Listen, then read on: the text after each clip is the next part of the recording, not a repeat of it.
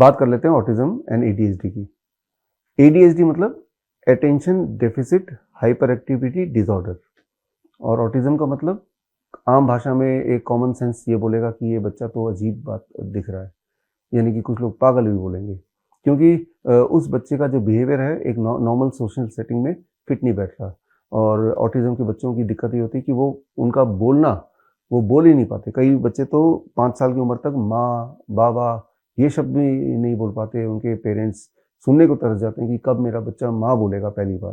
5 साल की उम्र तक, 7 साल की उम्र तक वो ब्रश खुद नहीं कर सकता, 8 साल की उम्र तक वो कपड़े अपने खुद नहीं पहन सकता, तो समझ लीजिए बच्चे को ऑटिज्म है।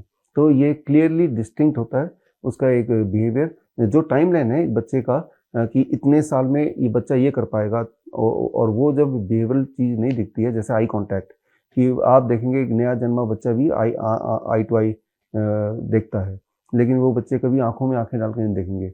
तो इस तरह के दीज आर कॉल्ड ऑटिज्म, यानी कि उनको ज़िंदगी भर उनको पूरा केयर चाहिए होता है, कोई ना कोई हमेशा पास में चाहिए होता है, बिकॉज उनको आसपास का में अपनी सेफ्टी का ध्यान नहीं रख सकते, बिकॉज उस माहौल को वो अपने आप से एसोसिएट नहीं कर पाते, वो लोनली रहते हैं, उनके दोस्त नहीं होते।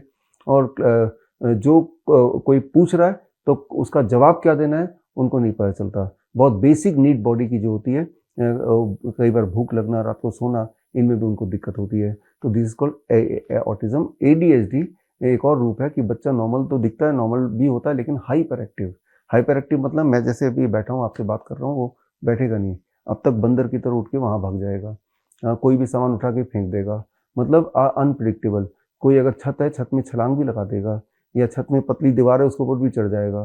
कहीं कहीं कहीं मीटिंग में गए हैं, कहीं पार्टी में गए हैं, तो हो सकता है कि टेबल के ऊपर जहाँ खाना रखा है उसके ऊपर चढ़ जाए। तो अनप्रिडिक्टेबिलिटी उनमें होती है, वो कहते हैं एडीएचडी। तो हमारे देश में इस वक्त करीब 10% बच्चे, जैसा बोला जाता है, एडीएचडी के पेशेंट, और हर 100 में से एक ऑटिज्म के पेशेंट। तो अब आते हैं कि करना क्या है, इसको ठीक कैसे करना है। पहली बात तो जब मैंने ये सेंटेंस बोला ठीक कैसे करना है, तो जो लोग इसको भुगत रहे हैं, जो पेरेंट्स, उनको लगा कि ठीक तो हो ही नहीं सकता, ऐसे ही हमें बताया गया, यही हमने देखा है। हाँ, ठीक नहीं हो सकता है अगर आप ये नहीं करेंगे जो मैं बताने जा रहा हूँ, ये नहीं करेंगे। और ये करेंगे तो रिजल्ट कितने दिन में आएगा? चौथे दिन में। और अगर ये करते हैं जो मैं बताने जा रहा हूँ, चौथे दिन में रिजल्ट आए या ना आए, in both the cases right in the comment, right, कि नहीं आया भाई, हमने किया और आपने तो उल्टा सीधा बोला। आए तो भी बताइए, ताकि बाकी लोगों को इंस्पिरेशन मिले। तो पहला सबसे ज़्यादा इफेक्टिव ऑटिज्म एडीएचडी के बच्चों का वो है नीम थेरेपी। बहुत सिंपल है, हर 10 केजी पर 1 ग्राम नीम के पत्ते का पाउडर। नीम का पत्ता तोड़िए, 5-7 दिन धूप में सुखाइए, घर की मिक्सी में 2 मिनट में पाउडर बन जाता है, छान के एक डब्बे में डाल दीजिए। और मान लो 30 केजी का बच्चा है तो 3 ग्राम मतलब आधा चम्मच आपने नीम का पत्ते का पाउडर लिया, थोड़े गर्म पानी में ग्लास में कप में घोला, बच्चे को खाली पेट सुबह पिला दिया। पहले दिन, दूसरे दिन, तीसरे दिन, चौथे दिन तक माएँ बोलती हैं रोते हुए कि ज़िंदगी में पहली बार उसने माँ बोला। बच्चे 7वें दिन तक बोलते हैं कि वो कपड़ा खुद से पहनने लगा। 8वें दिन, 10वें दिन बोलते हैं कि अब पहली बार ज़िंदगी में ब्रश खुद से कर रहा है और आँखों में आँखें डाल के बात कर रहा है। तो कितने दिन में? 4 दिन से 10 दिन में ये सारे बदलाव क्लियरली दिखते हैं। स्कूल में 20 दिन में के बाद टेस्ट होता है तो वो 3rd नंबर पे बच्चा आ जाता है, यानी कि वो एक्सेल करने लगता है और सारी चीज़ लिख के आता है, टीचर बड़ी खुश हो जाती है। तो ये सारे रिव्यूज़ हमारे पेरेंट्स ऐसे बच्चों के मिलते रहते हैं हमें, और वो हम अपने जगह-जगह सोशल मीडिया में डालते भी हैं। और खैर, तो नीम थेरेपी बड़ा सिंपल है, इसको करके देखिए, फ्री का है, घर पे आपको रिजल्ट मिल जाएगा, क्लियरली मिलेगा। लेकिन कितने दिन तक करना है? 3 महीने तक पूरे रिजल्ट के लिए। ये तो अब पहला पार्ट। जैसे एक टेबल के 4 लेग्स होते हैं जिस पे वो खड़ा रह सकता है, तो पहला लेग तो नीम थेरेपी हो गया। दूसरा, डाइट चेंज कर दीजिए। जो भी बच्चा डाइट लेता है, आप दिमाग में ये रखिए, बच्चे के डाइट के 70% should be raw vegetables and fruits. फल और कच्ची सब्जी तो होना ही चाहिए 70% तक, राइट। याद रखिए, इन बच्चों में ब्रेन में की वायरिंग में थोड़ी दिक्कत है, ऐसा मान लेते हैं सिंपल फॉर्म में। तो हमारे गॉड ने हमें दूसरा ब्रेन भी दिया है, that is called second brain, your गट।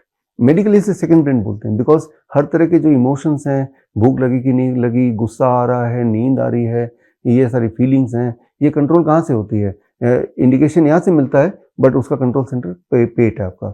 यहाँ से सिग्नल जाता है और फिर आपको लगता है कि मुझे भूख लग रही है, सिग्नल जाता है, फिर आपको लगता है कि पेट भर चुका है, सिग्नल यहाँ से जाता है।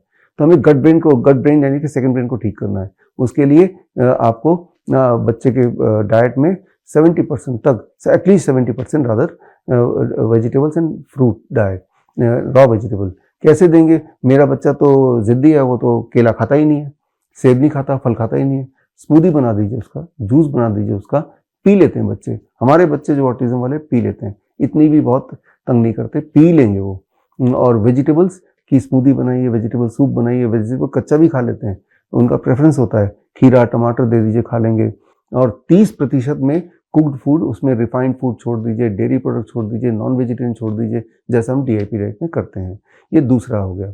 तीसरा जो बहुत ही महत्वपूर्ण है, बहुत फास्ट काम करेगा, आप अपने घर के पास कोई पार्क होगा, कोई गार्डन हो, वहाँ ले जाइए बच्चे को, 45 मिनट्स कम से कम नंगे पैर वो खेले कूदे बैठे, ऐसा छोड़ दीजिए।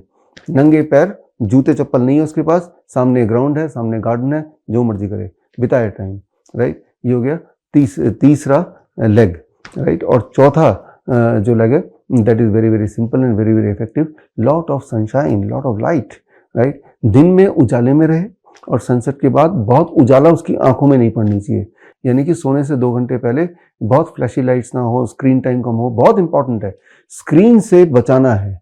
आप देखेंगे ऑटिज्म ADHD के बच्चे रैंडमली देखेंगे, उनके हाथ पे आईपैड या ये जो मोबाइल परमानेंटली रहता है, वो इलेक्ट्रोमैग्नेटिक फील्ड से घिरे रहते हैं।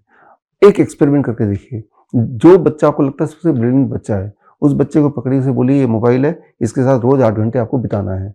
1 हफ्ते बाद वही बच्चा ADHD का पेशेंट बनता हुआ दिखेगा, एजिटेटिंग हो जाएगा, एग्रेशन बढ़ जाएगा, बात नहीं मानेगा, रेस्पॉन्ड नहीं करेगा, तो वही वाले सिम्टम हो जाएंगे जो ADHD वाले सिम्टम है।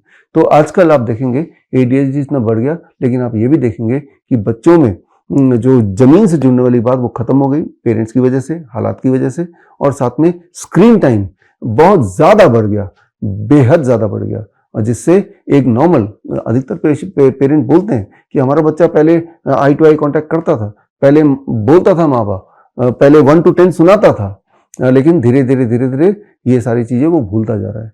तो समझने की बात है कि धीरे धीरे अनजाने में आप कुछ ऐसा कर रहे हैं इंट्रोड्यूस, जिससे बच्चे का जो बुद्धि है वो मंद बुद्धि में कन्वर्ट हो गई। ये करके देखिए, बड़ी से बड़ी बीमारी का आसान से आसान इलाज घर बैठे ही हो सकता है। अधिक जानकारी के लिए कांटेक्ट करें nearest Dr. BRC clinic @ home।